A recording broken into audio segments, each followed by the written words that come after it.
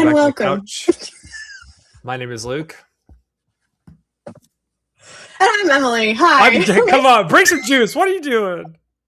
Listen, I am like, it's going to be a night, y'all. You're welcome.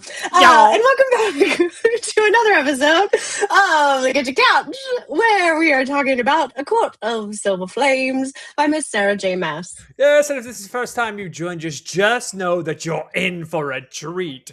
I need to mute this. Hold on. That's annoying. Great. Uh-oh. Okay. No idea. There we go. Yes, if the first time you join us, just know I'm new to this stuff. This one though is the Smut Oracle. She is our guide through this romantasy, fantasy, and smutology. Yes, I'm creating smutology.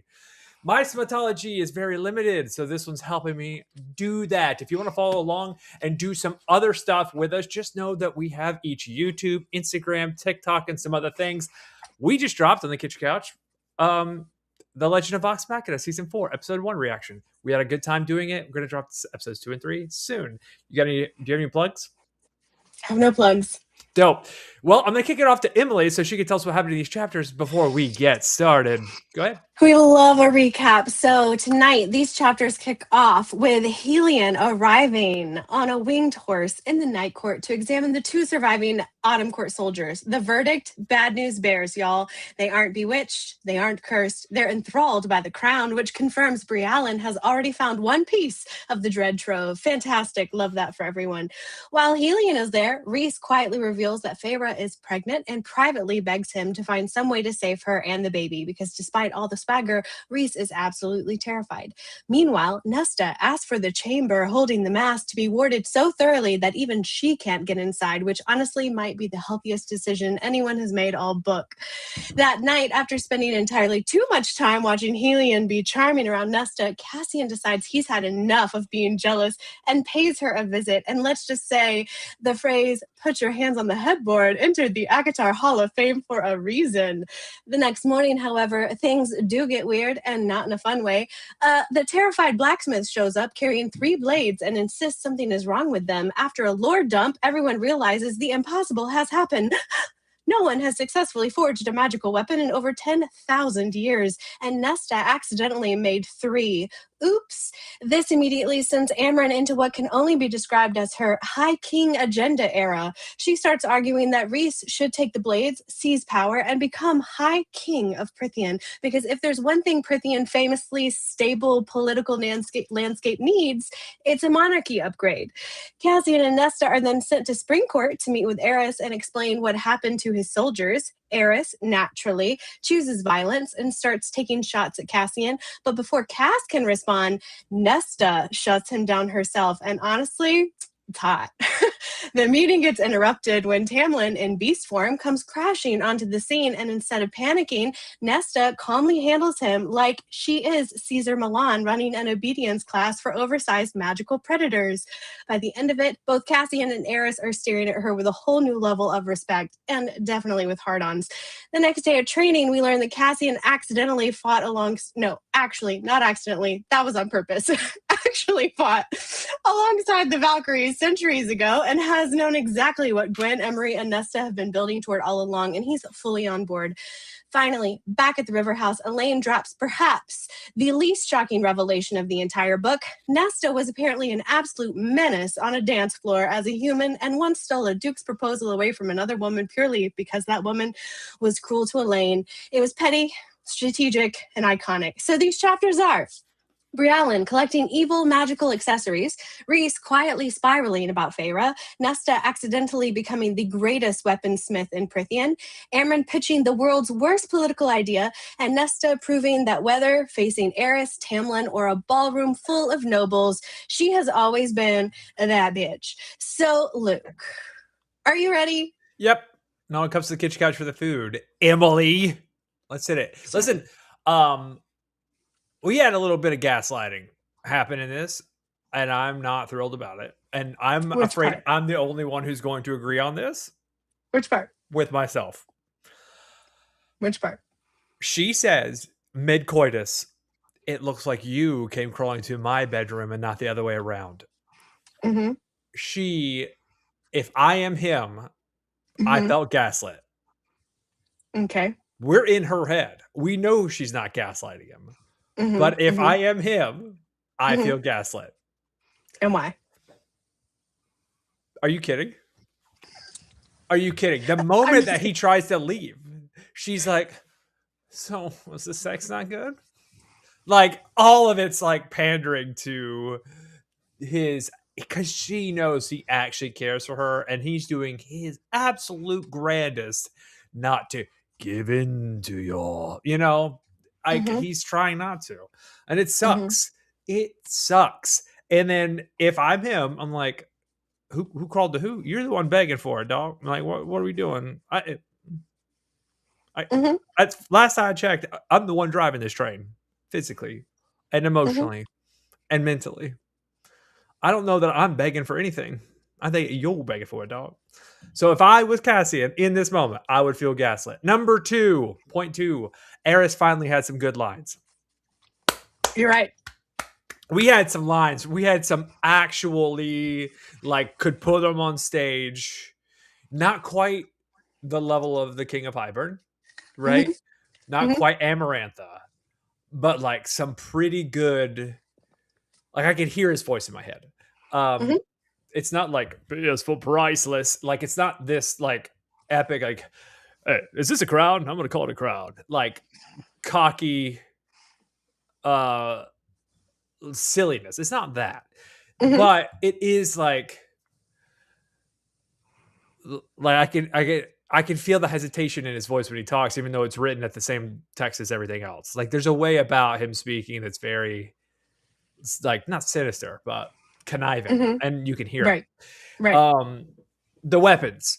I mentioned something about this last week. I had a feeling something would happen to this. But nothing this soon. Nothing this soon. Like I didn't think it was going to be like a chapter later. They're like, oh, these are cursed. Like that's the most redneck blacksmith bullshit I've ever. I'm so scared. Hang the witch. Like that's exactly what I was reading this thing. I'm like, and Cassie's like, she only begged on him a few times. Like what? And Amren's like, oh my god. Those could be horrifying. Like Amren starts freaking out, and I'm just like, Amren, chill the fuck out, bro. She just, she's had no chill this entire book. She's continues to act, in my opinion, highly out of character in these chapters. But yeah, you're right, because she's chilled the rest of the time of this story. And every time she's like jumping to conclusions as if she's that character from Office Space who has a placemat for jumping to conclusions. And she did that with, well, Rhys, if you use those weapons, you could be the king of Perithian. And Rhys, maybe should be. We'll get there. I'm still iffy on it. It's like, nah, dog. Listen, I'm a protagonist in this story. Yeah. People who do this are not the protagonists in this story. No. Yeah. So we've been talking about that. We've kind of been going back and forth on that for a while now, as far as like, if good people, why acting like villains? I see it. So we've spoken about this a few times. I think the Valkyrie points are pretty cool. We've got girls becoming the special forces Valkyrie soldiers. Love that. I love the moments in their sexual encounter when they first do 69 and she's like, I've never done it before. That was awesome. I like that she summons back his stamina. Yeah. You're doing a really good job of saying these things in a way that's not going to kick us off of the internet, and I appreciate that. Good job. Yeah, thank you. I'm in my bag today, apparently. You're doing a good job, buddy. Yeah. I love that the way it's said, because he's like, and immediately when it's said, I was like, oh, I physically could not do that because I'm like half crippled right now. And I kept on thinking, I wish I could lift her up and munch. Okay. Thank you. That was not the best one. We're gonna work on it. It's fine. They say, as they say, feast. Feast. Feast. I couldn't pull it. I knew it had to do Yeah. something with, Yeah. eating out. Yeah. Yeah. Yeah. Chapters No, Anna, 41 do and not. 42. No, Anna, tell us what's up. No, the comment was slurp. No, we will not be. We will not bring that. No. I think what did he say? What is it that I'd have to go back and look, but I think it's like from okay. So the one thing I'm not a huge fan of because it kind of takes the bundle of nerves. Oh, that's pretty. That's pretty common in the romance novels. That's a little bit. Do you remember when back in book 1 we talked about sheathing himself? That is very common. Common euphemism. I love the holstering. Yes. That's so funny. But yes. This one is also very common. It is often referred to as a bundle of nerves. Yeah, it's that phrasing for me is just a little bit, I don't know, cringy. But chapters 41 and 42 long as hell. They are long chapters, but we get a lot done in them. So do you want to hop in, or do you have any other overarching thoughts that you must get out first? She clearly is reading the battle plan stuff to get a rise out of what it feels like gaslighting. It still feels like gaslighting. I disagree with you. We'll talk about it. Of course you disagree. I'll talk about it. Next time on this show, we're canceled. She disagrees. We're done. Nope. Anyways, not true. Let's go. We'll get to it. Is that all of the overall things that you had? Yeah, I wish Helion was more of a dog. I mean, he only gets like one moment where he's like a dog, and then the rest of the time it's like, it's like they're done with the shtick. He's like a goofy side character now instead of being an all-powerful High Lord. Hey, we got multiple High Lords in this section too, which is kind of cool. Yeah, we did. We got what, 3? 3. Yeah. We got 3 plus Eris. So yeah. 3 and then a future High Lord and a High Lady. So we can call it 4. Yeah, you can call it a 4. Okay. I did also think it was weird that they were talking about Nesta in a loving way, and her not be in the room. That felt weird. Was it supposed to feel weird? Oh, it wasn't supposed to feel weird. We'll talk about it. It was. Yeah, we'll get there. It was Elaine. I think it all had to do with the fact that it was Elaine. Anyway, so. Chapter 41, we begin with Helion, the High Lord of the Day Court, arriving at the Hewn City on a flying horse, like you do. And then we find out, the Pegasus are going extinct, and these are like a rare thing that he has, and that's great. But also, I did not need 2 pages on that. Next, we go in, and he's there, and then Rhys allows the shield around Feyre to go. So first things first, Helion gets there and he's like, didn't you miss me? And they're like, not at all, actually.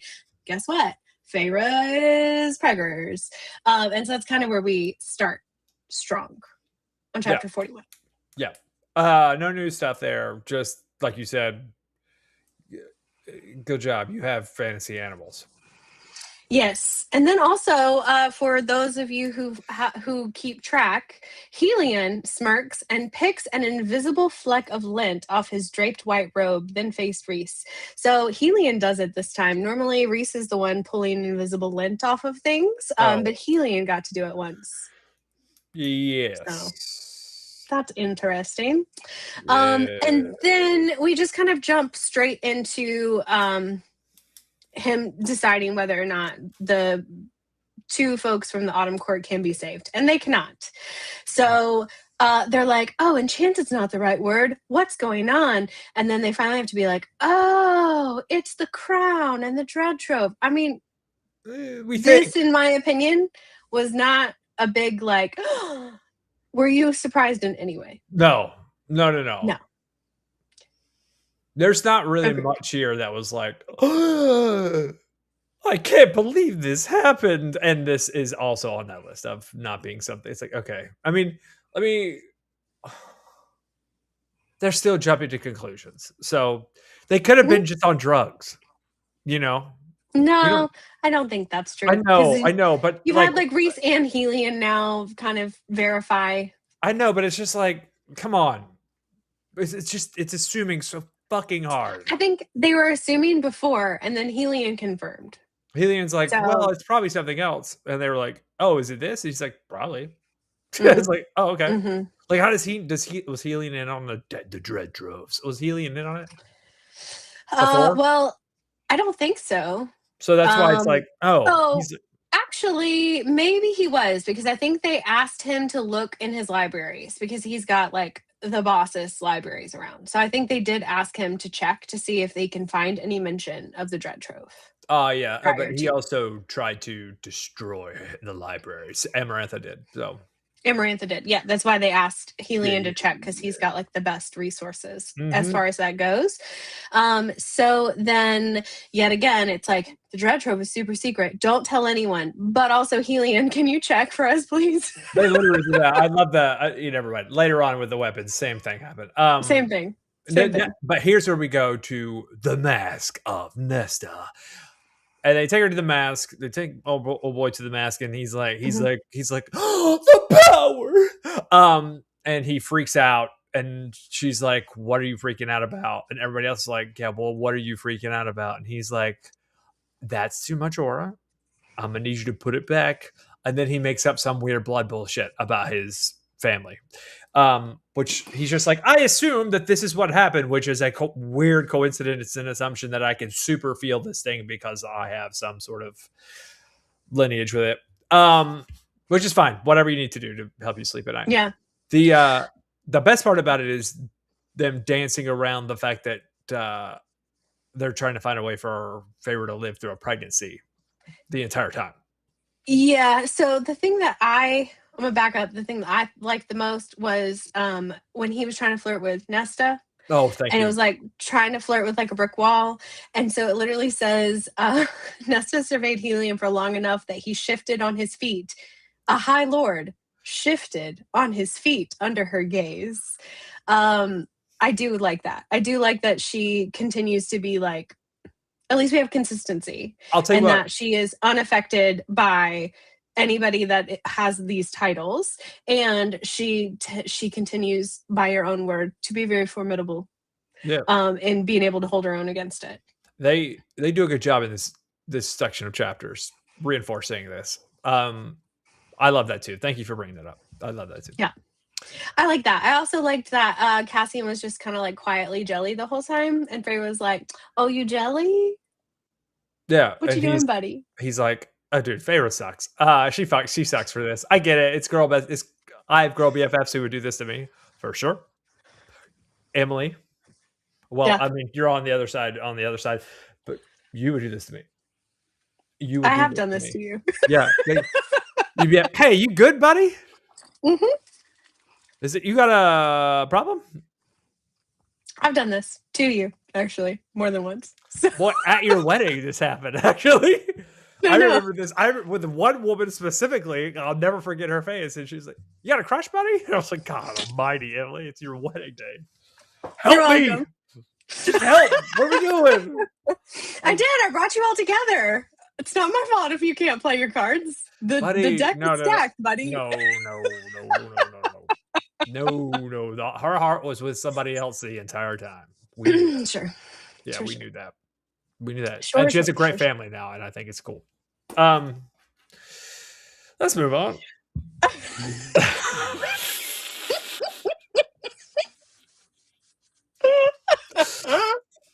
Cyril.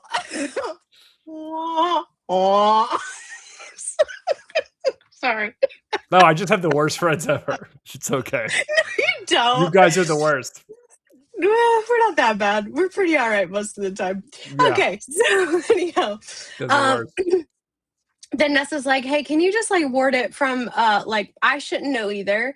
And Cassie was like the only one who was like, "I don't think she wants the temptation of knowing." Everybody else was like, "Oh, that seems like a good idea." Anyway, he shows up to see her in the room. When they come in, she's reading a book. And he's like, "Oh, she put that away fast. Must be one of those smutty titles." And then when everybody leaves, he's like, "What you reading, huh?" She's and like, the art of war. You know? Yeah, like the art of war. Little light reading during the day. The brief history of the great sieges, as one does. And he's like, "Not a romance? I'm watching You're not some reading Vikings. smut?" I'm watching a Viking show right now, and it's like sieges aren't brief. I love the I love the hypocrisy, the onomatopoeia nature of this, the brief history of the great sieges. It's like, buddy, Oh, sieges it last just reminds years. me. It reminds me of like a brief history of time. Yeah, It's like, okay, a brief that's. history of the Black Plague. It's like, they died. That's it. They died. I mean, yeah, you could have been like Olaf. Wait, again, you've not watched it. Never mind. So anyhow, she's like, well, I realized after you left me the dance of battle that I have a lot to learn. And then she says, what's the point in learning fighting techniques if I don't know their true purpose and uses? You'd train me into a weapon and I'd be just that, someone else's weapon. I want to know how to wield it myself, I mean, and others. And he's like, oh, you putting together a posse, huh? And And she's like, she's yeah. like, so what if I am? Like, I just realized that I have for forever because I'm practically immortal and I should probably think about, I don't know, doing something else. She's also a weapon. Mhm. And she finds that out a little bit later when she says it out loud. Yeah. And good for her, because we've been kind of down on her for the fact that she's been wallowing for quite some time. So this is part of the issue with reading these in sections. Mm-hmm. Is had I read chapters 39 and then 40 and then 41, I would have felt a different way Okay. about her reading that book. Mm-hmm. Oh, Meg is in the chat on YouTube. Meg is in the chat. Hi, Um, Meg. We've been waiting for you for some time. the Welcome back. yeah. Because like she just comes out of training where she's kicking the shit out of some stuff in chapter 49 40, Mhm. and then she goes on to reading this book, and I was just like, that seems like. And now I'm like, oh right, she was like leaving marks on things with her bare fist. So anyway, Right. that's on me. You good. I'm I'm glad you apologizing. feel a little better about that situation. Uh, yeah. Anyway, what's next? So then Cassian knocks on her door and is like, "Oh, hello. Yeah, and I just brought you 3 more books yeah, because I'm that guy." I'm trying to reinforce these good habits, even though you missed dinner. And she was just like, "So you want to climb in or what?" Um, I mean, like I she said, didn't exactly say that no, she because literally was like, "So was it good? Was it not good? Like, what are we doing?" And he was like, well, "Are you serious right now?" it's a mirror of what we had here, right? Because he was like, "Why did you not seek me out?" This is like a mirror of that. So this is now, Yeah. So why why did you would not you? seek me out? Is like awesome. Right. Her being like, "Was it not good?" Like, because it was awesome for me. And it wasn't that petty or that pitiful. I didn't even read it that pitiful. I misrepresented right there. Mm, It um I felt a little out of character for her to say that mm. for me. But whatever. Hmm. They hooked up. Yeah. I think that it is There was something being a he said being too. a Hold on. woman. I will just say it. I can see why she would say that because it was they were kind of flirting and doing other things. The last time they had been together, they went full bore all the way. And then nothing happened. And then he's been, quote, respectful of her and not like really flirting with her or saying much back and forth. So I can see why she'd be like, wait a minute. Is it a cow and milk for free situation? Like, did we jump the shark? Did you get what you wanted? And now that's why you're not interested anymore? Was it just not good? Like, I feel like this is very understandable. I do like that at the beginning of the whole situation, he comes back with a lie saying, "Well, you were focused on training." She catches him in the lie immediately. She's like, "All right, well, good night then." And he's like, I'm like, fuck, no. I'm not giving it to that. And is honest. Not truthful, maybe, but honest for sure Mm, with how he feels. Because truthful, honest, and factual are not the same. hmm Um, I'm adding Yeah, honest to that list, by the way. It's usually just truth and fact aren't the same. Now I'm adding honesty right. also. Um, Was it not So good for you? He says, what? Then a flush stained her cheeks and lifted. Was the sex not good for you? He swallowed. Why would you ask that? And okay, I hate that, by the way, answering a question with another question. That's insecure. He could have just said, no, it was dope, but we had an agreement and I didn't want to cross the line. He could have said mhm, that. He didn't. He got soft. He got little whatever you mhm, call him. What'd you call him? Puss soft stuff? mhm, Yeah, he got a little soft, and then she said, "You left quickly and didn't seek me out again," which is the reference you just made. And then mhm. he thinks I left quickly because I needed to keep some peace in my into buddy. We've all been there. I fucking me and him in that Mhm. moment. I felt that. You've been focused on training. Immediate lie. She immediately catches him in the lie. He immediately backtracks. How could I be so selfish? So to demand more sex from you when you're so invested in training. Okay, so here's what I missed when I read this first time. Their agreement dictates he can do that. What do you mean? Well, he says the word demand more sex, right? And she Right. agrees to have sex with him on every surface in the house. Right. So I forgot about that agreement to until just now. Mhm, Because I thought the word demand right there was like, and then I was like, oh no, they have an actual bargain. My bad. mhm. Forgot about that till seconds ago. Right. Um, I guess my favorite part of this initial moment before like the true intimacies that happens is the way that the neck bob, the chin bob happens. Mhm.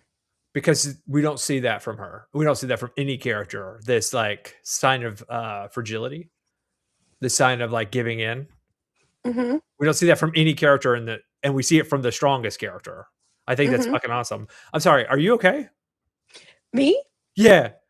Yeah, why? What are the ladies saying? Are they making fun of me? No, Anna just said, they are awkward unless they are, otherwise occupied. Deep in. Like they're bad at being just people. They're good at fucking. They are not good at being human Well, beings. they're both they're both really good dancers. Well, and I guess Um, they're also not humans. She's a very good dancer. He's not. He's oh, actually famously a terrible dancer. He's a good sword fighter, if you know what I mean. that's what I'm talking about. Mhm. I'm talking Mhm. about both. Actually, she can dance. He can swing. Oh. Yeah, you're right. You're right. You're right. I Um love. I by the way, I love the little tease of like I'll touch myself. I'll uh-huh, touch yeah. myself. Yeah. I was Like you about can't to touch say the same yourself, thing. Yeah. and you can't touch me. I was like, that's a you. Get in there, dude. I got pumped right there. I was like, fuck yeah. Sorry, TikTok. I need to Google this later. Mhm. Uh, Yeah. I need to Google this exactly later. Need to Google this later. Yeah, I want to see what Okay, this looks this is like. why we just read these books. Yeah, yeah. Liz says down boy.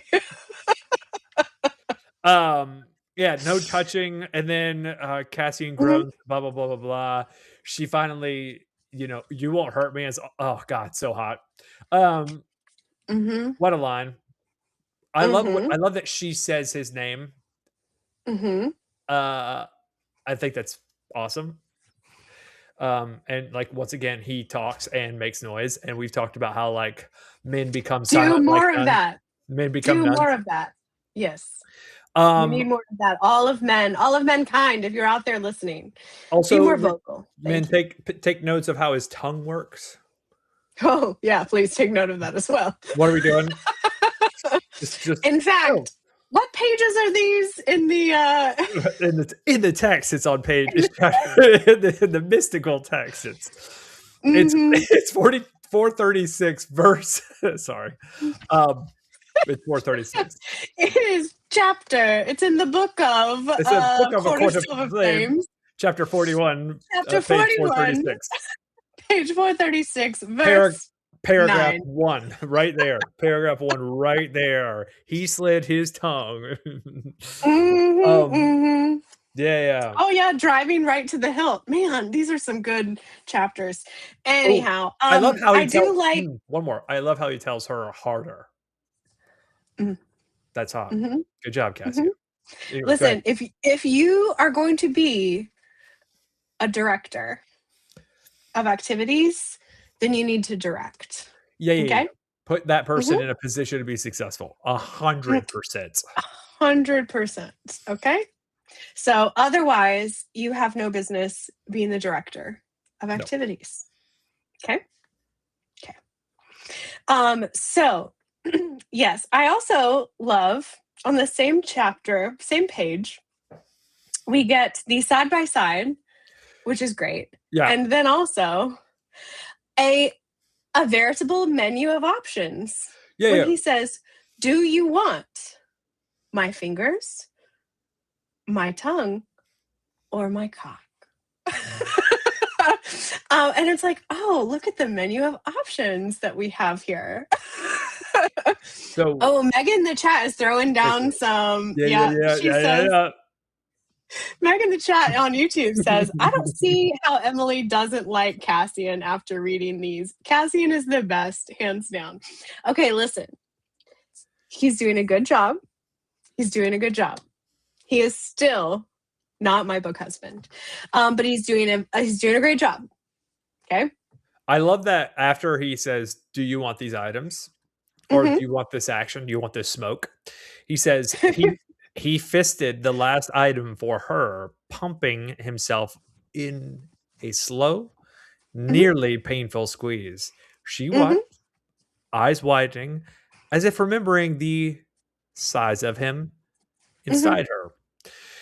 What of a side-by-side comparison? And then they continue with the smooth conversation.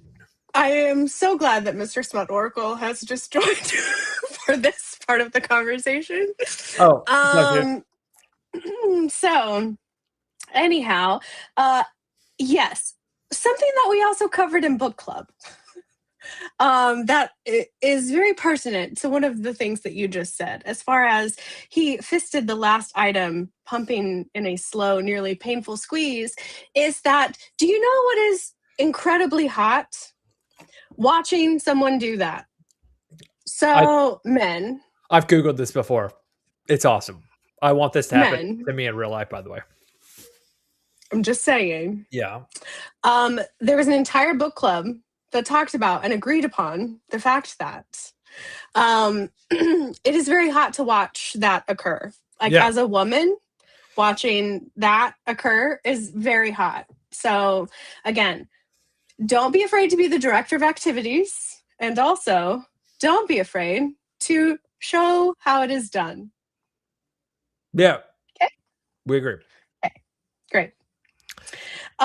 So we end this page by driving into the hilt, which is great. We do a lot of things. We can kind of like skip forward a little bit. Oh my God, is all that Mr. Smith Oracle is saying. Although everyone is saying agreed. Like, you're welcome. Yeah, there's a whole. I'm just speaking the truth. There's a whole genre. There's a whole genre of internet videos that's about this.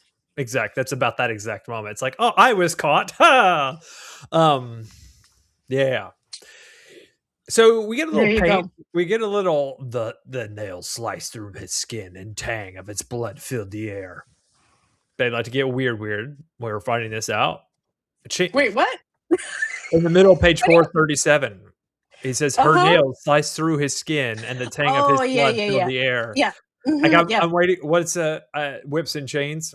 What's that Rihanna song? S&M. Yeah. I'm waiting on that to become a thing. Yeah. I mean, I wouldn't mind it. It's not in this one yet. I will say this. Let me say this. Nesta wrapped her lips around his tongue, blah, blah, blah. That part, I don't know many men who like that. Okay. That seems like a for girls thing and not for a guys thing to do that. Okay. So he reacts to it super, super well. I'm just letting you know. I don't know how many men would be like, oh, this increases 100 to 100. We're already at 100, dog. We're not going to go any higher. Okay. Well, so we're out here debunking things for everybody. So good to know. Or rebunking. Or reinforcing. I like rebunking. Rebunking. I mean, that's kind of what's happening.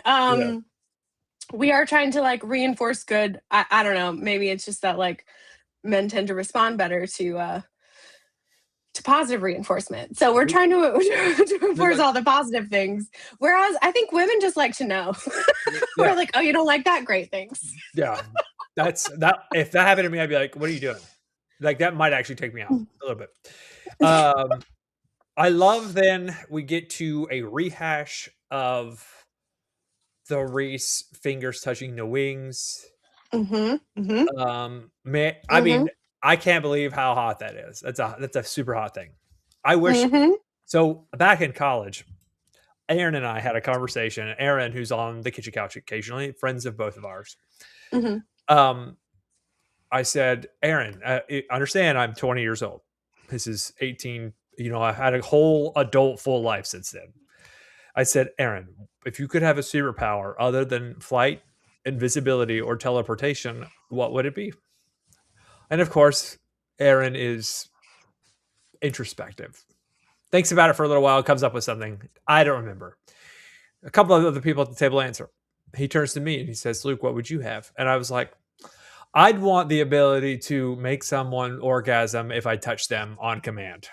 Just touch like a handshake. It's like, everybody. And Aaron came up with the term auto jizz. Yeah, that sounds right. And it's been a running joke ever since. Where we would shake each other's hand, and you overreact as a thing. So that's what touching a wing kind of looks like. It's like shoosh. Yeah, kind of. Super sensitive, all the things. Absolutely. Also, and so very cool that we get the wing stuff. I love the transition from in his mind, which we hadn't had yet, to in her mind. And she's like, oh, I love that. Not okay. So I'm sorry, before we get to that, the very end, right before the transition, he talks about only knowing her name. When this happens to me, I can't see. And it's not that I can't see, it's that if I open my eyes, senses will be too overwhelming. And I have to lay there with my eyes closed. I don't mind talking, obviously, listen to me talk. But I don't mind listening. I don't mind talking. But to me, the same sensation is I can't look. I just can't. There's too much. There's too much happening right now. Is her reaction where she's like, I can't move, wrapped around, blah, blah, blah. Is hers pretty simple, pretty much similar? Is that like a comment? Yes. This is where like aftercare and like the weight of another person, like don't just like hop right off. Okay. Like that's not good for anybody. Like stay and savor the moment. You know I what used I mean? to think I was crushing you people. Like actually, no, you are. Like, oh, I'm crushing you people. We like to be crushed. So okay, so yeah, she can't move. She's being crushed, blah blah blah. Oh yeah, and like I said, I love that she like puts the mask back on and alives him. One of the comments, I won't read out whose name for anonymity's sake, but it says, be a weighted blanket, please. Was that Hank? No, it was not Hank. Hank could never. Hank would never. Hank's lost like 50 pounds, by the way. Deep pressure therapy. Like, absolutely. Weighted blankets are a thing. Like, women buy them. Up to like 120 pounds of weighted blanket. Like, all the time. And that's not even good enough. I'm reading between the lines. I understand. You asked and answered. Next question. She couldn't breathe under the stare, that beautiful face. How can I need you again so soon? Also, you didn't ask, but asked and answered. This is a fantasy book. But yep. What about its fantasy? Well, most people can't rally quite as quickly as Cassian does right here in less than half of a quarter of a page. Listen, it's happened. I'm not saying it can't happen. But I'm just saying on the usual. Oh, yeah. Refractory periods are a real yeah. thing for men more so than women. Yeah, I think it's you're in the major leagues if you can, 3 out of 10 times get on base. Mm-hmm. Similar vibe. You're in the majors if Mm-hmm. you could do that 3 out of 10 times. Like if you can't Mm-hmm. get it 2 out of 10 times, buddy, you're not playing in that league.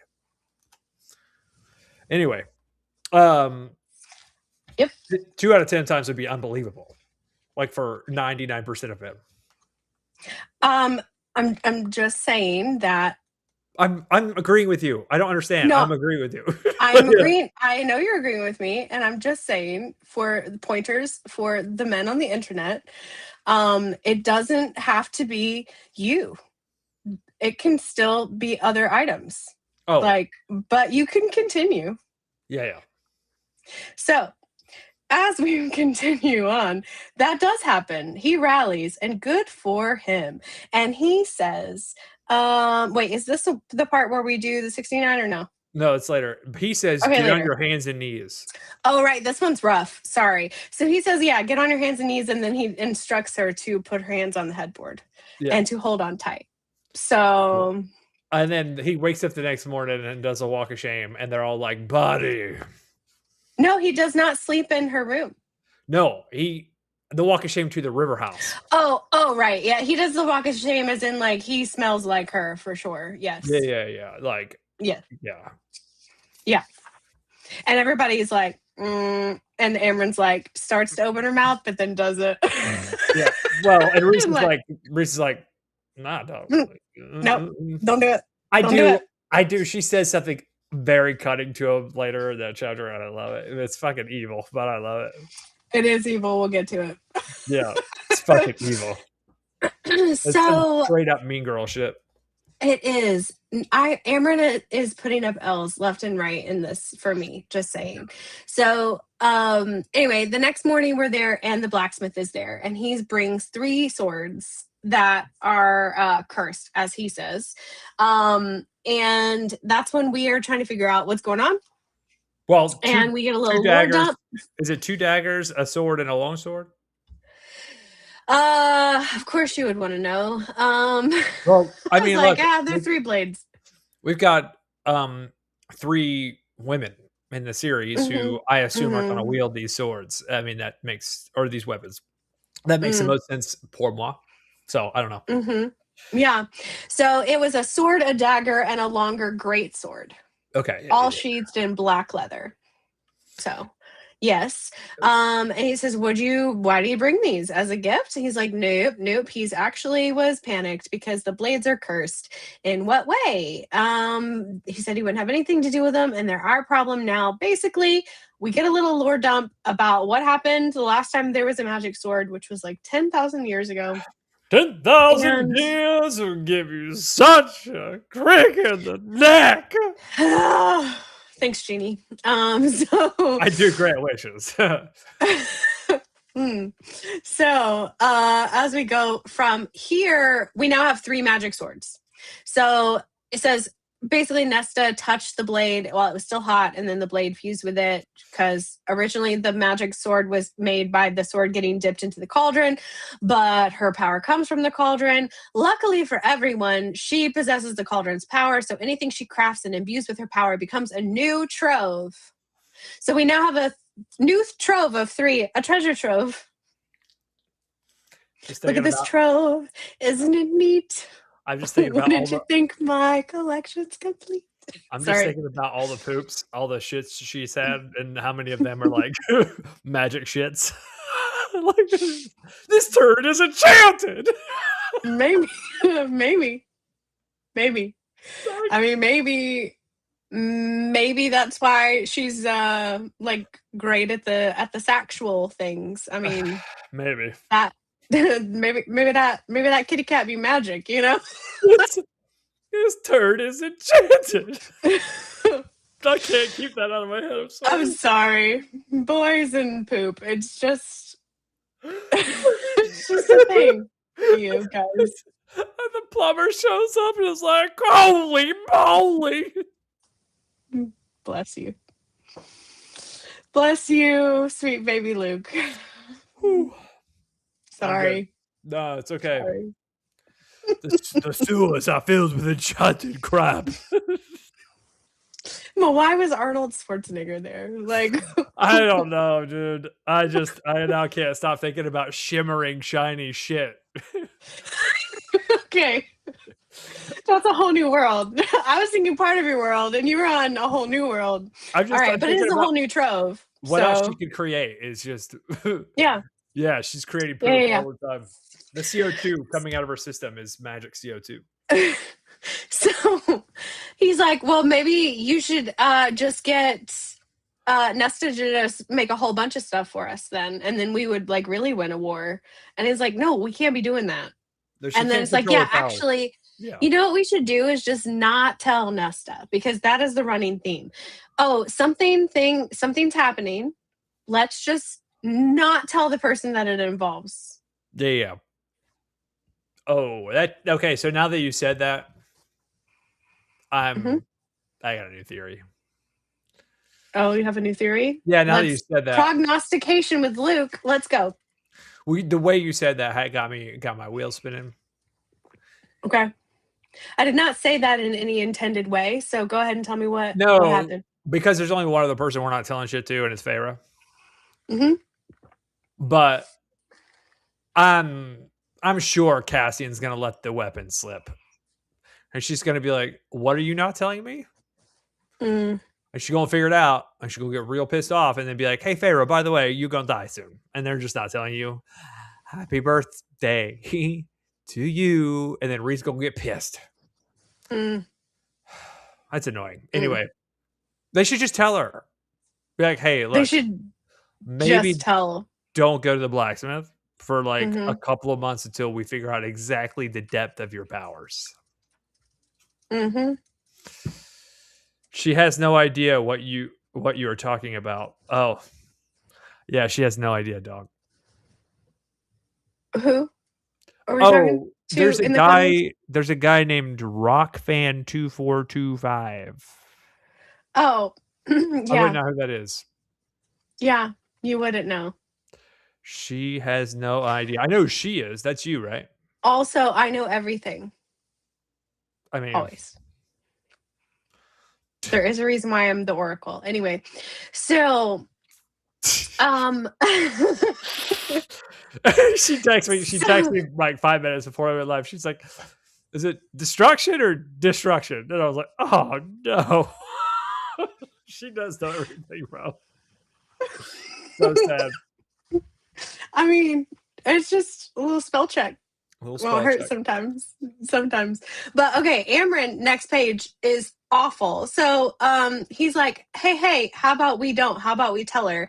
And then she says, well, you just need to be careful when you are, having fun, because who knows what she might transform you into when her emotions are too high. And who shuts that shit down? Azrael, which I thought was hot. I thought it was hot too. Azrael's, he feels like he's had just about enough of everyone's shit. Right? Because he's actually training with these women. He's actually going and doing all these spy missions.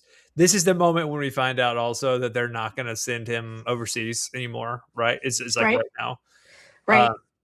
And that there's a 2-on-2. Are they going to tell Nesta? Are they not going to tell Nesta? Kind of live mode happening here. And they are going to leave it to Feyre, to Fake, but she ain't there.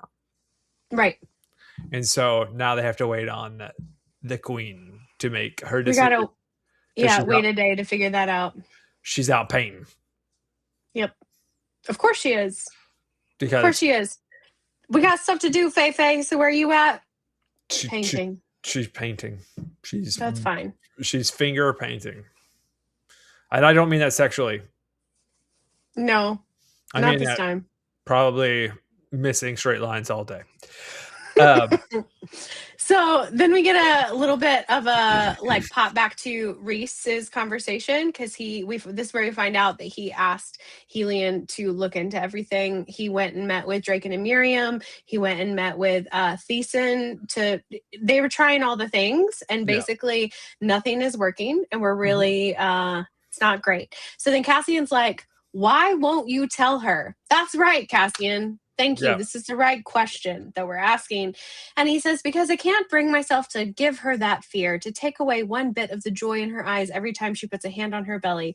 It's fucking eating me alive, this terror. I keep myself busy, but there is no one to bargain with for her life, no amount of wealth to buy it, nothing that I can do to save her.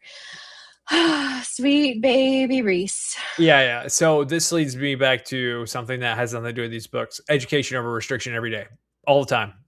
Education. It's been a while since we heard you say it, so glad that you brought that back around. 1000% education over restriction. I genuinely believe that we should be able to check boxes for the taxes we pay. Like, oh, you want to pay your taxes to these 18 things? You get to check a box to figure out how that's split, and it's split evenly. And you don't, you know what I mean? Rather than some arbitrary person up the street from me deciding what my taxes go to, I just get to choose, and it just goes that way. That would be dope, but they don't trust people to make. I would love that. They don't trust people to make educated decisions. So, well, they also don't vote people to, there's a lot of stuff we probably wouldn't do. Anyway. We have Meg in the chat saying, cough, cough, their promise from the other book. Literally so stupid. Yeah. So you want to bring that back around? We haven't made a big deal of it yet, but what's the promise? So I forgot. So I don't know if it's a spoiler. I don't think it's a spoiler, and Meg's already talking about it, so we're gonna talk about it. At the end of this last book, they did something dumb. And I shouldn't say last book because it was the third book, not the novella. I knew exactly what you meant. They promised that when the time came to leave the world, they would go together. Oh, yeah. So that means there's an added layer of worry and frustration and fear, because it's not just Feyre and the baby. No, it's Feyre. It's Feyre, the baby, and Rhys. Yeah. That is in jeopardy. And Rhys is who they want to be king because he's such a good ruler, right? They're like, oh, he should be the king because he's the only one we would ever be able to trust to do any of that. And, problem being, if Fei goes, then so does he. Yeah. So that's why I like deals, Faye bargains. Remember when the Suriel at the beginning, or maybe it was Alice, I can't remember. One of them was like, don't enter into Faye bargains. They're bad news bears. Just don't do it.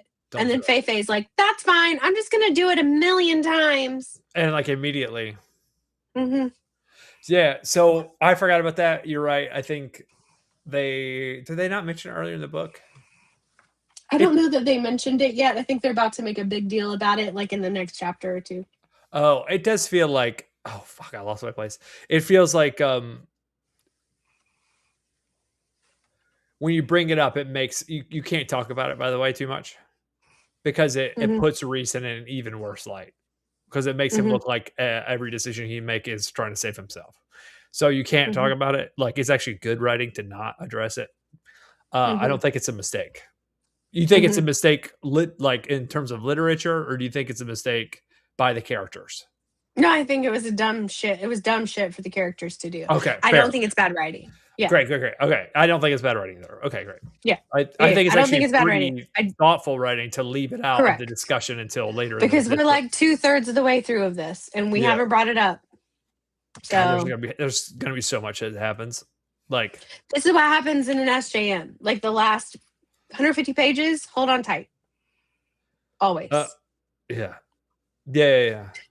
So we figured that out. They're Amren immediately is do not unsheath those swords. Leave them alone. You dumb boys. Don't do it. Okay? And they're cool. We won't do it. And as soon as she leaves the room, they're well, I don't want to touch it, but Rhys, can't you use your powers? I just want to look at them. Can't you? Yeah. Can't you just? And Rhys is well, yeah, I guess I can. And then they unsheath all of them, and they're those look like regular weapons, except for the weight is different. It's it's avoiding or rejecting my power. It's so weird. And then Amren pops up, and she's like, haha, you fuckers, I knew you'd do this. Yeah. And then she's like, don't you see? You could be a king if you held this, because Amarantha tried to steal that one other sword that she just happened to throw in the water that apparently our bad guys are going to have. So they've mentioned 2 now super swords that Yep. one belonged to the ancient Jesus Christ of Gwen their situation. Gwydion. Yeah. Yes. And then Gwydion, and then we had Amarantha through the other one. It was like Narbin. Narbin. That's a dumb name. Gwydion I'm fine with, but Narbin? the trope of naming swords is awesome. I think in fantasy, I think it's cool. I love that Cassian brings up him as a child, talking about them playing with sticks and saying and fighting with these swords, and then now they have unlimited power staring them magical in the face. Swords. Yeah, for sure. Think about that. Think about, you've been a warrior for 500 years, and then you have the option to wield a magic sword. Like, I think about it and salivate immediately, and I'm not a 500-year-old warrior. Like, that would be, I want a magic sword. That'd be dope. Yeah, it would be. I mean, I would like one too. So, this is when Amren. Earlier they talk about that each one of the 3 are of different specialities, right? Or is this when Amren says that? I think that's now. That's what Amren's talking about. My bad.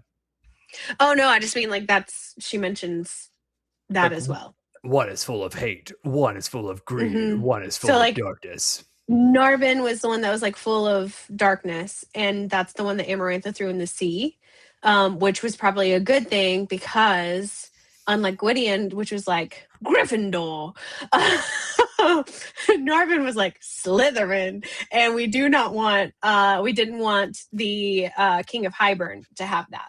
That was like the one time that everyone was like, man, Amarantha, she was crazy, but also good choice this time.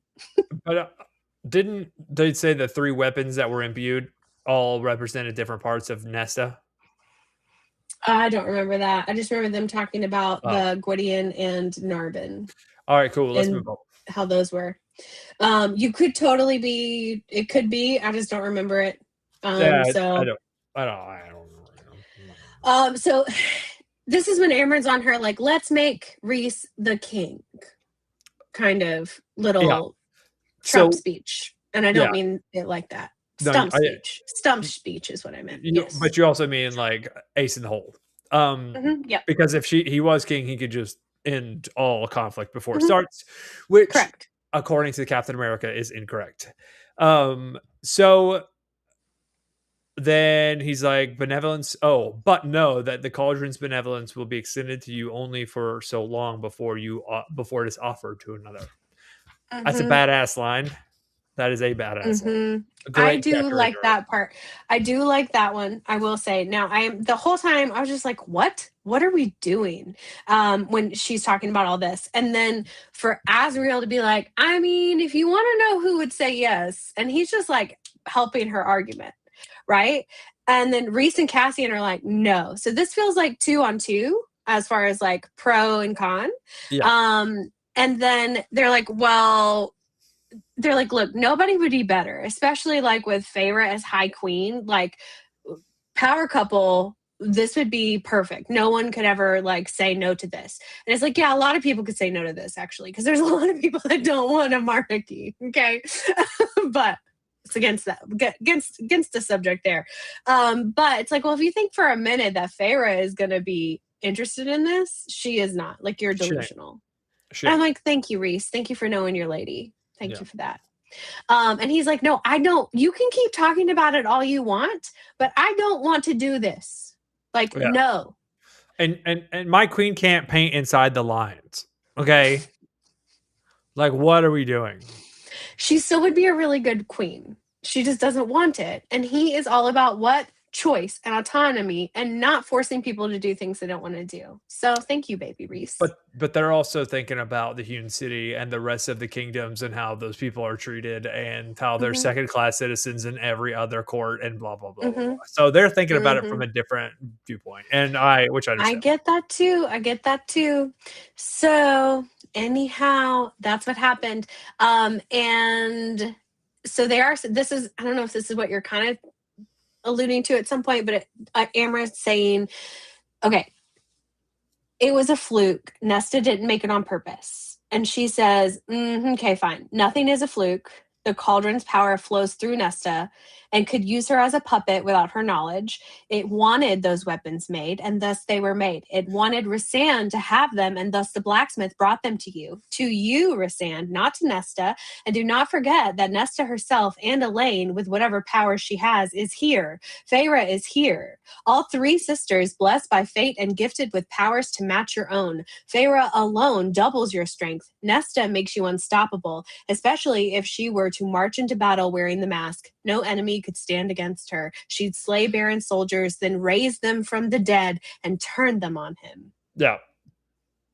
So you guys gotta see solo leveling to see this happen in cartoon version, because the guy literally slays all these soldiers with his bare hands, and then he raises them to his own soldiers, and they start fighting their own people, and it's fucking awesome.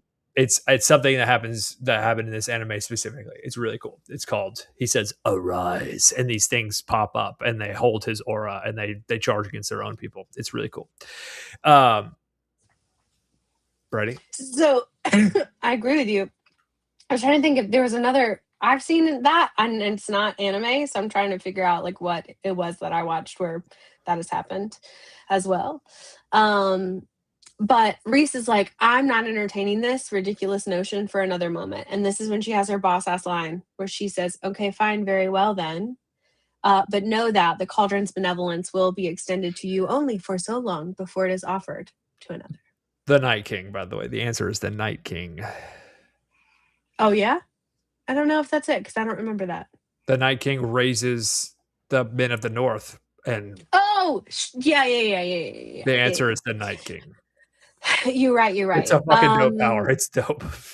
It's really cool. And I didn't super watch Game of Thrones. I pretty much just like slept in the chair while Mr. Smut Oracle watched Game of Thrones. So I think that's why I'm like, I kind of remember seeing something like this. That makes sense. Yeah. Okay. So then we're in Spring Court, and Nesta is, it's like the first time Nesta's really seen much of the Spring Court. So she's talking about it, and she's like, her throat's constricting too, because she's like, there's too much fucking pollen around here. Anyway, Elaine, she's saying Elaine would love this place. There's so many flowers all in bloom, so much green, the light, so many birds singing. Nesta felt like a storm cloud standing amid it all, but Elaine, the Spring Court had been made for someone like her. Just casually putting that in there. Yeah. Oh, yeah. I mean, what are we doing? I had thoughts. Like if Tamlin died, he would leave it to Lucian. Lucian would be the High King of the Lord of the Spring, and then Overall could come live with him. Maybe it's left to Azriel, and Azriel's out there cutting flowers with the fucking silver tooth blade. And Elaine's living out there. I mean, it is for her. It is a for her thing. I like this chapter maybe the most of all of them outside of the fun intimacy stuff, because this is really like this first bit that's like the first page, I guess, of text. It's really like fun girlfriend, boyfriend, I'm on a date stuff where they kind of get to know each other. And he's like, I have allergies. And she's like, oh, I had allergies before. I once had to take a bath twice. And then we got poor. And then I had to take a bath with Elaine sometimes, but not really. Then we draw straws to see who had to go second. And I'm just like, buddy, this is like fourth date stuff. I love it. And then you get to, he's late. And then, he's a bastard. And then you get to Eris's first best line. Go ahead. Are you talking about me or brute beside you? Like it's high. It's deep, but it's higher. Are you talking about me or the brute beside you? A deep, smooth voice said in the shadows of a budding dogwood. What are you uh-humming? You're uh-humming like you're getting ready. No, I was just checking to see a deep, smooth voice.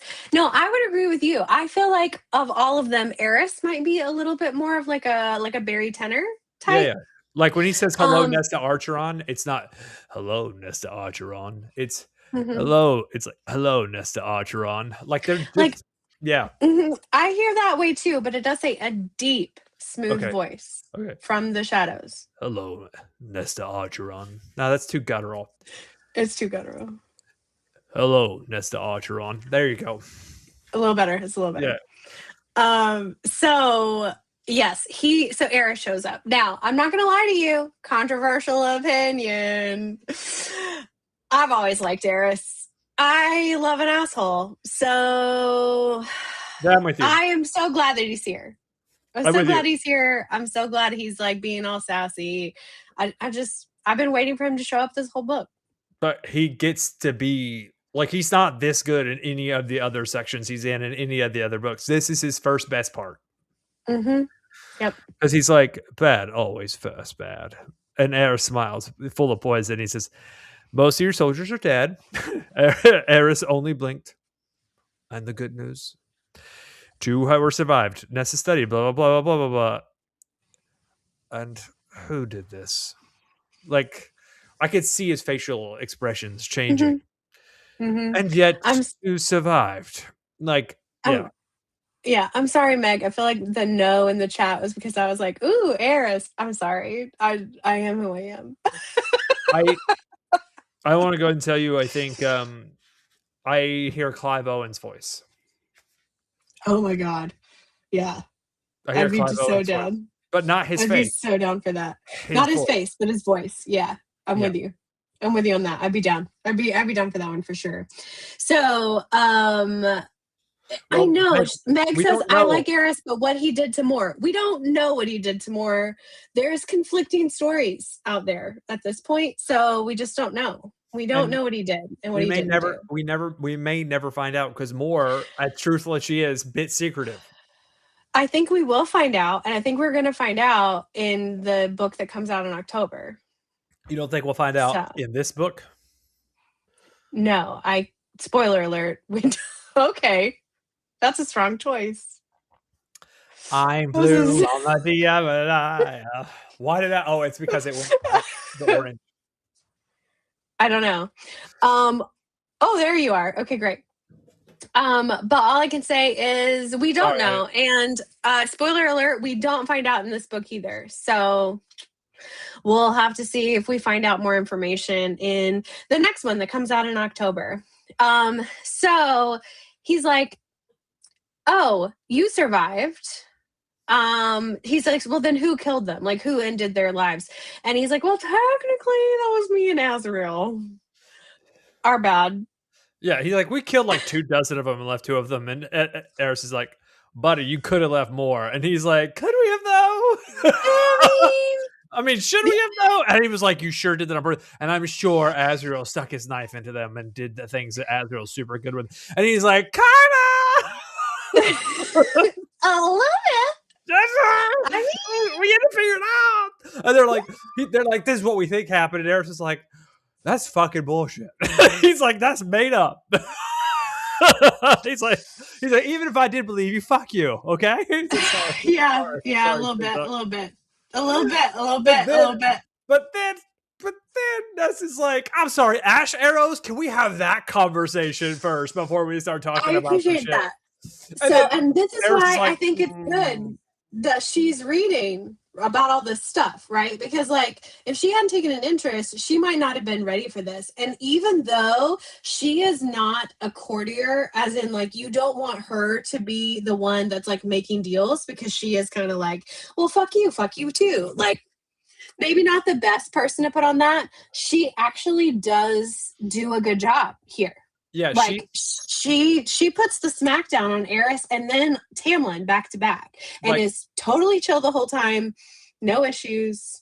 All of these people that are in this chapter, they do not gain ground on the AT&T call center person, except Nesta. Nesta gains ground. Nesta gets through to management somehow. You know she does. Yeah. Everybody else loses. They're on the phone for 2.5 hours. And then Nesta's on and off the phone 30 minutes to talk to the CEO and gotten her way. Basically. Yeah. Yeah. Also relatable, because that's me. That's me too. I'm not having any of your bullshit. We don't have the power to do that. I'm so sorry. I work in your job, and I used to manage you people. I know exactly what you have the power to. Just move me on if you can't do it. I don't care. No, well, we can't do that. I'm like, no, I don't think you understand. You will lose a customer, and it will be your fault. You get to move me on, or you get to lose a customer, and it's your fault. And they're like, all right, we'll move you on. And I'm like, okay, thank you. Great, bye. Yeah, right. Yeah. So Eris is he's like, yeah, I don't know what you're talking about. Oh. And then he's like, she says, well, I don't know, can an ash arrow kill a high lord? And then he's like, a high lord, so glad you asked. Here's Timmy Tam. I know. I love how he shows up, by the way. He shows up like Batman. They're all like, he does a little bit. And he just shows up, he appears, and then she's like, this motherfucker. Like, exactly.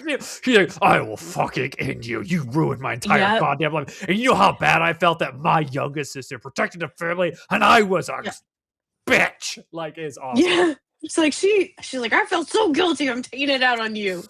Like, you hairy beast. Yeah. And you threw me into the Coleman, you selfish motherfucker. And not just me. My sister too. I mean, she's having a day inside her own head. She really is some girl shit. It is though. I agree with you on that. Yeah. I agree. But also, it's a golden furred beast, and I'm sorry, I can't be intimidated by anything like that. Yeah, you could. The thing's like 9 feet tall. What do you mean? It's a golden furred beast. If a fucking golden polar bear showed up, you'd be like, oh god! Like, come on, dude. There's like some ferocious. This thing can leap through the air like double jump, like a fucking Mega Man. What are you talking about? It can double jump. You're right. I don't know. It feels very like Beauty and the Beast, and maybe it's very Belle of me, but I'm just like, I mean, he's not that intimidating. I think he's got such a weak constitution, and they all know it, so they're not that intimidated by him. And they're just like, you're kind of a bitch. Like, you got punked by a girl. Wait, I'm just gonna Google something really quick. It's true. Liz says it's a giant golden retriever. I'm just gonna boop him. That's how I feel. Anytime that it's like, I just want to be like. Yeah, she talks shit to him. It's really funny. I'm also just checking real quick because I need to make sure that my recollection is correct. Gotta check the historical text here. Yeah, no, I gotta Google images to be sure that I'm right. Oh no, he's blue-eyed. Okay. So the beast from Beauty and the Beast is blue-eyed instead of green-eyed. But I was like, are we doing like the actual beast from Beauty and the Beast? Just like Harry Potter's green-eyed, but later in the movies he's like brown-eyed again. Yeah. But on this one, it's green eyes instead of blue eyes. The beast was blue-eyed, in case you needed to remember. So anyway, she's like, don't forget who.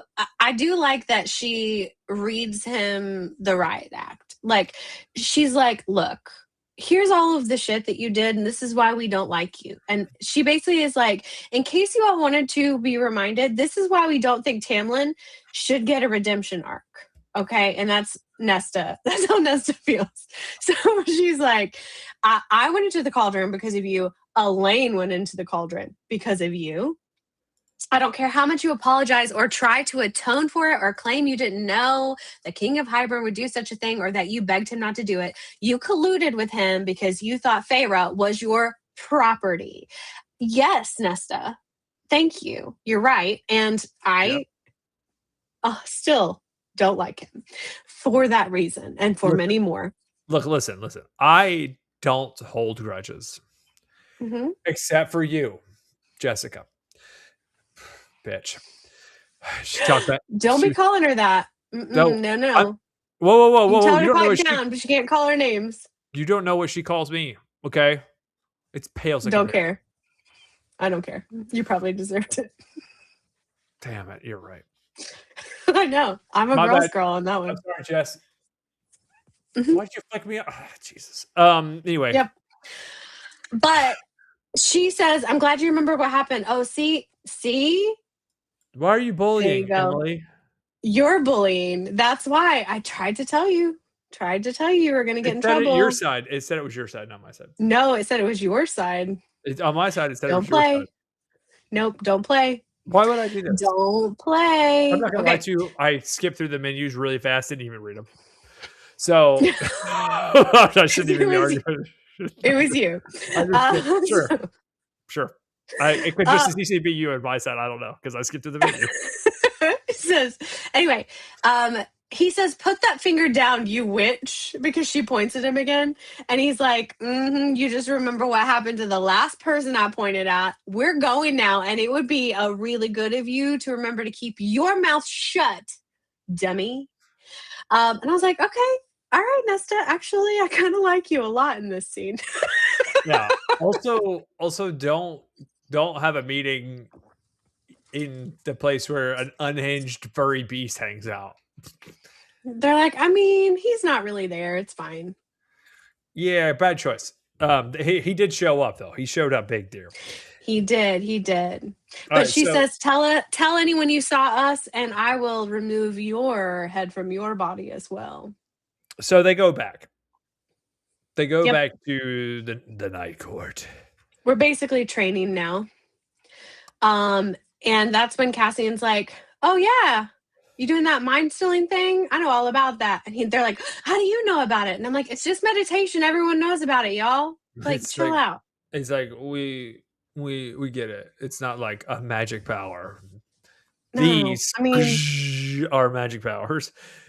That's not a magic power. And they're like, "How'd you know about it?" And he was like, "Well, I fought with them like 500 years ago." Mm-hmm. And they were like, yeah. Mm-hmm. And then we find out, but he doesn't tell Nesta, but we find out that basically like he had a girlfriend that was a Valkyrie, and she like led the Valkyries to their demise. Yeah, okay. So here's the thing. How do you say this in real life? Right. So you're talking with somebody.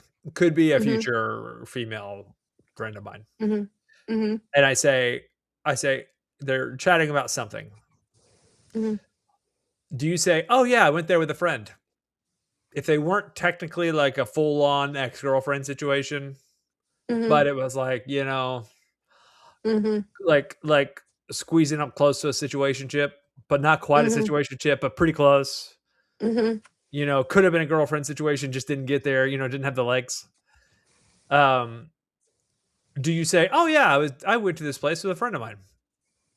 Yeah. And you just move on. You just say they're a friend. Is that how that rolls? Yeah. Okay. Cool. Yes. I learned that I learned that way too late in life. There's a lot of things I've done with a lot of people that were friends. Boy. Yeah, I learned to say that way too late in life. I wasn't going to go any further in that conversation with you. But yeah, that was the end right there. Yep. You did really good. You did really well with stopping right there. You were like, I'm going to end this. I'm going to put a button on that one. This is going to end on my terms. For both of us. For both of our sakes. You're welcome. No, but I didn't know. So like, honestly, as a kid, I was just like, even into my early 30s, I was like, "Oh yeah, I went with a friend," and I finally like learned, "Oh, that's what they say." Oh yeah, with a friend, they're really talking. They went with a partner in crime, in the boudoir. In the boudoir. So not during training do you find out that he has a girlfriend or he had an ex who was a Valkyrie. Correct. You find that out in his POV later. They're struggling through practice. He notices their bullshit. It's cool, back and forth. I like that this section is short because we already know that they're becoming badasses. It's so true. So he's like, "Well, if you want to bring me what you know, I will try to remember everything that I know and see if we can't like marry the two," which was cool. It is cool. It's like mixed martial arts. It's dope. Yeah. I love it. And then he goes on to the manor house to figure out like what Feyre's vote would be. And of course, Feyre's vote is like, yeah, tell her. Yeah. Education over restriction every day. Which is sad because no one's telling her what the heck is going on. Right. I mean, this should have been a clear indication to everyone in the room. Like, oh boy. Okay. So here's the thing. Right. We're all gonna be here. Well, for what do you think? Should we keep this? Should we keep this information from Nesta or should we give it to her? And Feyre's like, no, we should absolutely tell her what that is affecting her life and possible safety. We should definitely tell her that. Right. Everyone's like, It's cool as a lot. Not a bit of dread about a dot. What are we doing? You never heard that song? No, I did. I That's was what I'm done. saying. That's the furthest I can go. No, it's great. I can feel But you know what I'm saying? rainy. Listen, yeah. I think they should have been a clearer indication to them, like, oh boy, we should probably have this conversation. But they don't, obviously, in this moment. They might later. I don't know yet. But also for Liz on the next page, for Liz and whoever else has read Throne of Glass, sorry, Kingdom of Ash spoilers incoming. On the next page, it says, where the Valkyries had fallen. It says, the rumor claimed its rocks remained barren, as if the earth still mourned the females who'd given their lives with no hesitation, who had laughed at death and embraced life so fully. So, doesn't that sound like the 13? I know it's not for you. Okay, moving on. Meg said, "Have you guys talked about how Rhys never warned her about the baby possibility of having this problem?" Yes, so that was in a couple of episodes back when they first were deciding whether or not they would tell her what was going on. Yeah. So we're with you. Like we're on team. She should have been told from the beginning. Just so you're aware, Meg. Yeah, we're on team miscommunicate. Simple miscommunication's bad, and lack of communication is worse. We hate a miscommunication trope almost as bad as we hate a no communication trope. Yeah, unintentionally cringe stuff is horrible. And then we have a moment where Azriel is like, Azriel offers a small smile to Elaine and quickly looks away. Elaine quickly looks away from Cassian, tucked away his puzzlement. Lucian was certainly not here to snarl at any male who looked at her for too long. Yeah, it was like, Lucian. Okay, well, Lucian would stab them up. He would stab them up. I almost cursed. He would. It's been a minute. He would put that person down. Azriel would. Yep. And it's been a minute since we reminded everyone that Az has a little bit of a crush on Elaine. And so Elaine for sure has I think Elaine for sure has a bigger crush on Az than the other way around. For sure. For sure. But like, okay, fine. I'm glad we reminded everyone of that. Az has what do you call it? BDE. He does have BDE. More than any other character. You're right. The biggest. Yeah. But also, I don't like him with Elaine. I don't know that I like Elaine. We'll talk more about that later. I don't like Elaine, period. Yeah. But that's fine. Well, you said, I don't like Elaine, period, and then kept going.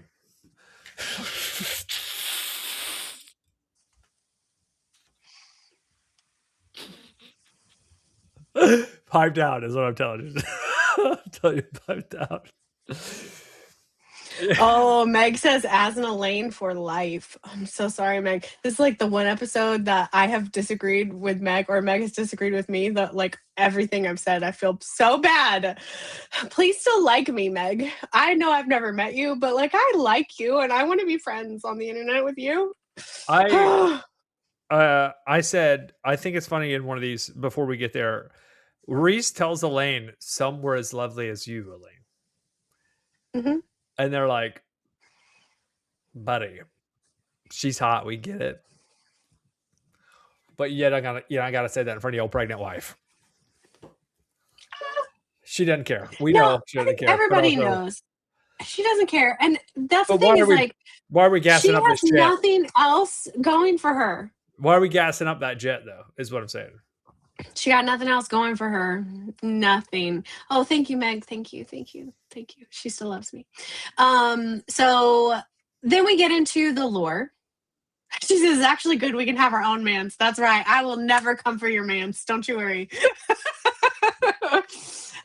Okay, so then we find out that Nesta could bring an entire ballroom to halt when she danced with someone. So we go into the lore of how when she was 14, a little too precocious, but knew how to use those womanly wiles already, decided to steal a duke from a woman who, just because he was mean to Elaine. Which, did Elaine deserve that? Probably not. But honestly, I feel like Nesta actually just did it out of spite and for the sport of it, because that's what I would have done. Yeah, I actually love this story as a flashback. It's beautiful. Mm-hmm.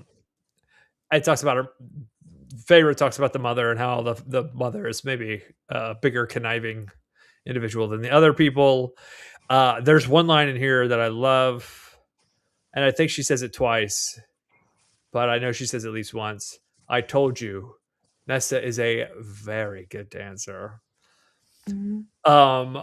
Which reminded me of prom 2004. Oh dear God. when, No. when my mind's telling me no, my body, body's telling me yeah. No. Baby, I don't want to hurt nobody. Man, when that played at prom 2004, it was creepy.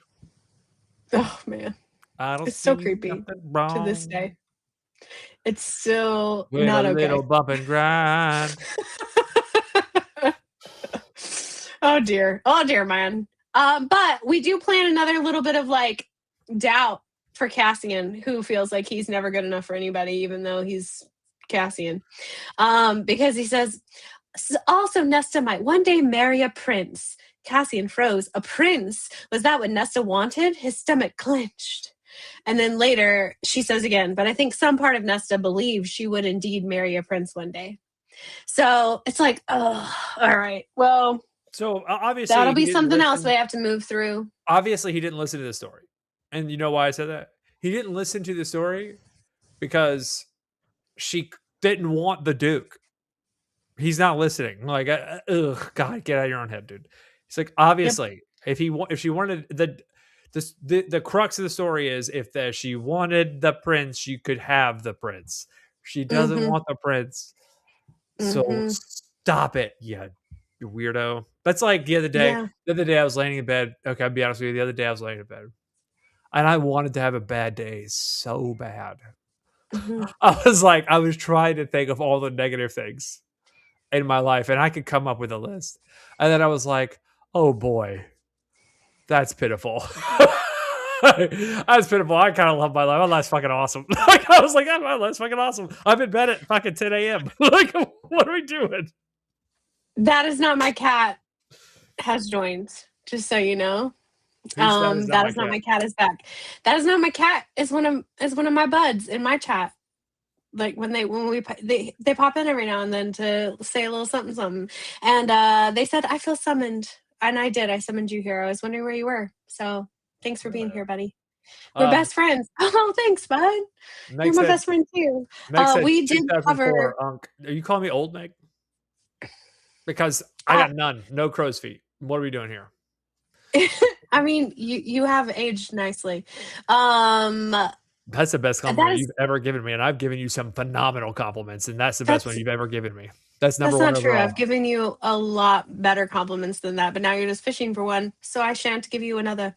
So that's my cat. This was the episode. You missed it, buddy, because we were talking earlier about put your hands on the headboard. So yeah, we did it. We talked about it. Honestly, I'll be honest with you. I hated that they brushed over the 69 stuff. Because like her amazement of how much she enjoyed that was awesome. I was like, oh yeah, I love actually reading this, because it, like when I did that for the first time, I had watched it on tape and had talks with friends about it for years before. Said, let's roll that beautiful bean footage. You got me. You fucking got me. Oh, she got me. Let's roll that beautiful bean footage. It's hilarious. You got me. You got me. That's yes.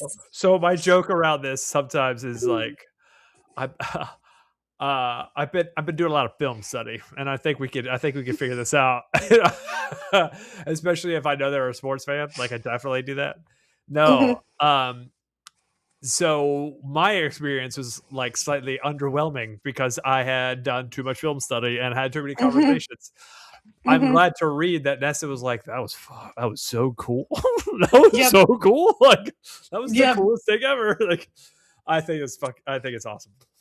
I agree with you. I've got two people in the chat, Dan and Shar. Shar and Dan. What's happening? What up, y'all? So, are you ready for your homework? I got to the end of Valkyries. I really already marked it. Yeah, Or that's what we're page, doing. Yeah. So it's to page 509 in the paperback copy. Yes, so we'll read until part 3. And do you want to know some exciting information? There's 4 parts. Hot off the I already press? did it. I already looked. There's 4 No, parts. Okay. no, that's not it.